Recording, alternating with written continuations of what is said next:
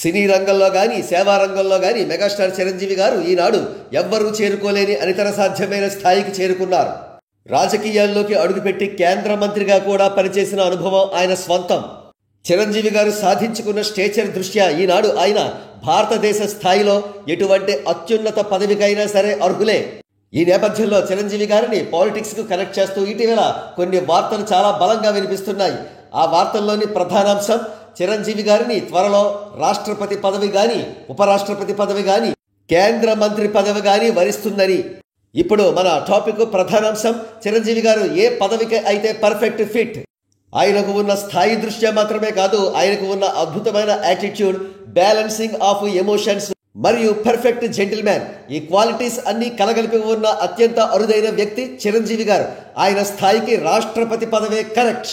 ఒకవేళ రాష్ట్రపతి పదవి కాకుండా ఉపరాష్ట్రపతిగా చిరంజీవి గారు చేయవలసి వస్తే ఆ పదవికి కూడా చిరంజీవి గారు వన్నె తీసుకువస్తారు. ఆ పదవి కూడా ఆయనకు పర్ఫెక్ట్ ఫిట్ అని చెప్పవచ్చు.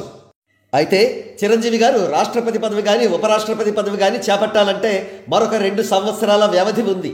మరో ప్రక్క మరికొన్ని వార్తలు కూడా వినబడుతున్నాయి. కేంద్ర ప్రభుత్వం చిరంజీవి గారిని రాజ్యసభకు పంపి తద్వారా కేంద్ర మంత్రిని చేయబోతుంది అనేది ఆ వార్తల సారాంశం.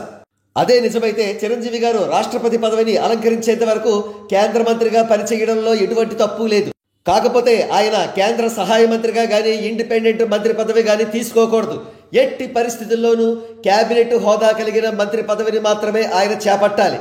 ఇది ప్రపంచవ్యాప్తంగా ఉన్న కోట్లాది మంది ఆయన అభిమానుల ఆకాంక్ష.